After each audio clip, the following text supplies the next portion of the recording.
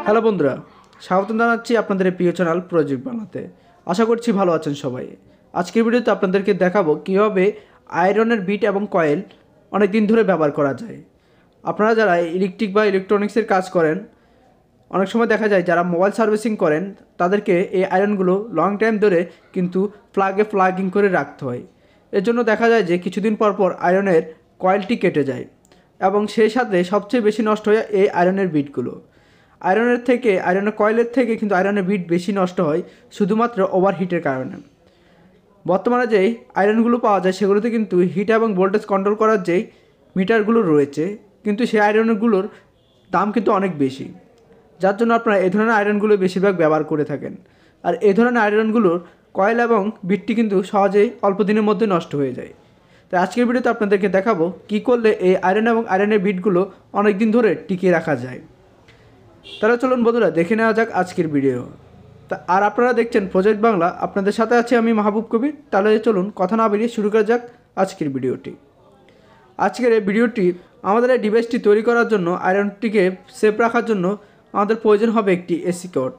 তো আমরা সাধারণত এই যে আয়রনটি কিন্তু সরাসরি কারেন্টের মধ্যে প্লাগিং করি। আমরা সরাসরি কিন্তু 220 ভোল্টের লাইনে এই আয়রনটি লাগিয়ে দিই। সেজন্য আমরা এখানে একটি বোর্ড তৈরি করব। সে বোর্ডের জন্য দেখুন আমরা এখানে একটি এসি কর্ড নিয়ে নিয়েছি। আপনারা চাইলে এখানে ডাইরেক্ট ওয়্যার ব্যবহার করতে পারেন, কারেন্টের ওয়্যার আপনাদের মাপ মতো করে আপনারা ব্যবহার করবেন। এবং সেই সাথে নিয়েছি একটি 2 পিন সকেট এবং 2 গাঁটি একটি বোর্ড এবং এমকেএস্টারের একটি 2 বছরের ওয়ারেন্টিযুক্ত রেগুলেটর নিয়েছি।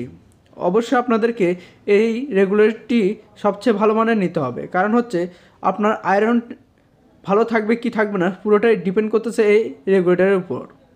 তাই এই রেগুলেটরগুলো কেনার সময় একটু ভালো মানের রেগুলেটরগুলো ক্রয় করবেন। এখানে আমি ডবল ব্রাশের একটি রেগুলেটর ব্যবহার করেছি, অর্থাৎ আপনাদেরকে ব্যবহার করে দেখাবো কীভাবে এই জিনিসটি দিয়ে একটি সেফটি বোর্ড তৈরি করবেন আয়রনের জন্য। তো আমরা এই রেগুলেটর থেকে স্ক্রুগুলো খুলে আলাদা করে রাখতেছি। এরপর আমাদের যে 2 পিন সকেটটি রয়েছে সেই 2 পিন সকেটটিও খুলে নেব। 2 পিন সকেটটি আমরা আমাদের এই বোর্ডটিতে ফিটিংস করব। ফিটিংস করার জন্য আমাদেরকে যে বোর্ডটি রয়েছে 2 গাঁটি বোর্ডটি খুলে নিতে হবে। আপনারা এই ইলেকট্রিক বোর্ডটি 20 টাকা এবং 2 পিস সকেটটি 20 টাকা, আর যে রেগুলেটরটি আমরা ব্যবহার করতেছি সেটি 60 থেকে 80 টাকা নিতে পারে। এই অল্প কিছু টাকার মধ্যে কিন্তু আপনারা সুন্দর একটি বোর্ড তৈরি করে নিতে পারবেন, যে বোর্ডটি দিয়ে আপনারা চাইলে এই আয়রনগুলোকে 24 ঘন্টা লাইনে রাখতে পারবেন। 24 ঘন্টা তো আমরা কাজ করি না, তারপর যতক্ষণ আপনারা দোকানে থাকবেন অথবা যেখানে কাজ করবেন ততক্ষণ এই আয়রনটির যে তাপমাত্রা তা আপনারা কন্ট্রোল করতে পারবেন সহজেই। তো আমরা আমাদের এই রেগুলেটরটি আমাদের এই বোর্ডের মধ্যে লাগিয়ে নেব। তো আমাদের এই রেগুলেটরটি সেফটির জন্য কিন্তু দেখুন এখানে একটি কভার দেওয়া রয়েছে, আপনারা অবশ্যই কভারটি ব্যবহার করবেন পিছনের সাইডে। তো আমি যেহেতু সরাসরি কাছাকাছি রয়েছে সেক্ষেত্রে এটি ব্যবহার করলাম না, আপনারা অবশ্যই ব্যবহার করবেন। এবং আমাদের এই যে 2 পিন সকেটটি রয়েছে, 2 পিন সকেটের যেই পিনগুলো রয়েছে স্ক্রুগুলো আমরা খুলে নেব। খুলে আমাদের এই বোর্ডটিতে লাগাতে হবে। তো আমাদের স্ক্রু খোলা শেষ। আমরা এখন আমাদের এই বোর্ডটিতে আমাদের এই 2 পিন সকেটটি লাগাবো। তো আমরা 2 পিন সকেটটিকেও মাপ মতো করে নিয়ে কিভাবে লাগাতে হয় সেটি আর আপনাদেরকে দেখালাম না, আমরা সরাসরি লাগিয়ে আপনাদেরকে দেখাচ্ছি। তো দেখুন আমাদের এখানে 2 পিন আর রেগুলেটরটি আমরা কিন্তু সুন্দরভাবে লাগিয়ে নিয়েছি। এখন আমরা যে এসি কর্ডটি নিয়েছি এই লাইনটিকে আপনারা এখানে চাইলে কিন্তু দুটো ওয়্যার ব্যবহার করতে পারেন। যে কোনো একটি ওয়্যার সরাসরি একটি 2 পিন সকেটের মধ্যে দিয়ে দিবেন। তো আমরা একটি ওয়্যার সরাসরি 2 পিন সকেটের মধ্যে লাগিয়ে নিয়েছি এবং অপর আরেকটি ওয়্যার রয়েছে। যে কোনো আপনার যেহেতু দুটি ওয়্যার নিতে হবে, ফেজ এবং নিউট্রাল, আপনারা অবশ্যই চেষ্টা করবেন ফেজ যে ওয়্যারটি রয়েছে সেই ওয়্যারটি রেগুলেটরের সাথে এভাবে করে লাগিয়ে দিতে হবে। লাগিয়ে আপনারা সেফটির জন্য ইলেকট্রিক ট্যাপ দিয়ে লাগিয়ে নেবেন, ট্যাপিং করে দেবেন। তো আমি এখানে ইলেকট্রিক ট্যাপ দিয়ে এই জায়গাটি ট্যাপিং করে নিচ্ছি। ট্যাপিং করে নেওয়ার পর আমাদের যে একটি ওয়্যার আমরা সরাসরি দিচ্ছি, আরেকটি ওয়্যার আমরা রেগুলেটরে লাগিয়ে দিয়েছি। কিন্তু রেগুলেটরের যে আউটপুটের ওয়্যারটি রয়েছে সেটিতে আপনাদেরকে সেই ওয়্যারটি আপনারা 2 পিন সকেটে লাগাবেন। এখন রেগুলেটর কিন্তু আউটপুট বা ইনপুট কোনোটাই নেই, আপনারা যেভাবে খুশি ওইভাবে লাগাতে পারেন, যে কোনো একটি ওয়্যারে লাগালেই হবে। তো তো আমাদের এই ওয়্যারটি আমরা ছিলে নেব এবং এটিকে আমাদের যে 2 পিন সকেটের আরেকটি পিন খালি রয়েছে পয়েন্ট, সে পয়েন্টে কিন্তু লাগাতে হবে। আমরা একটা পয়েন্টে কিন্তু সরাসরি লাইন দিয়েছি, আরেকটা পয়েন্টে এই লাইনটি লাগিয়ে দেব।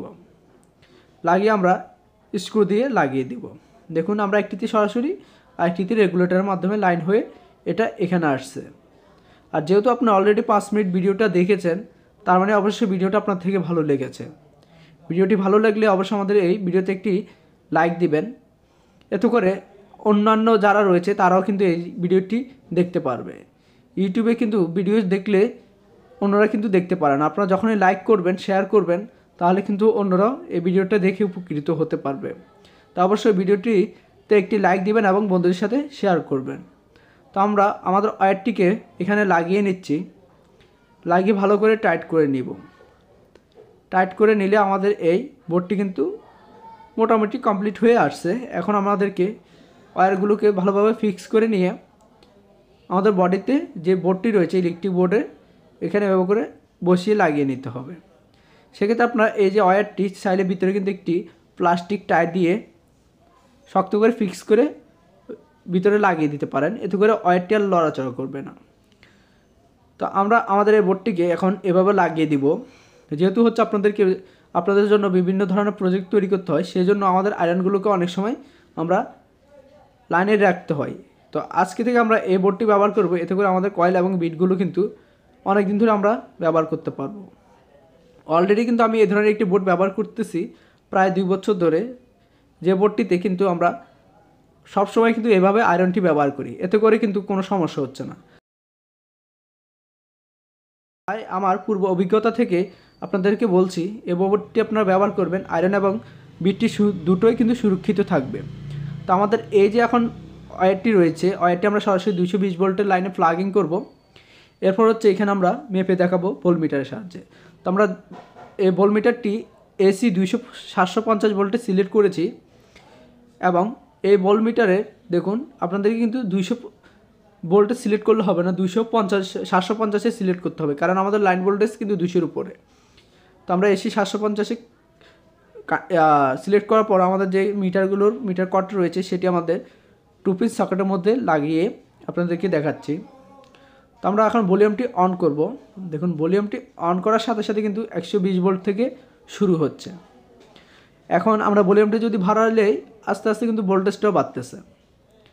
দেখুন ভোল্টেজটা বাড়তেছে এবং সর্বোচ্চ আপনার ভোল্টেজটা উঠতেছে, সর্বোচ্চ 224 থেকে 25 ভোল্ট বের হচ্ছে। এখন কমালেই আবার কিন্তু আস্তে আস্তে ভোল্টেজটা কমতেছে।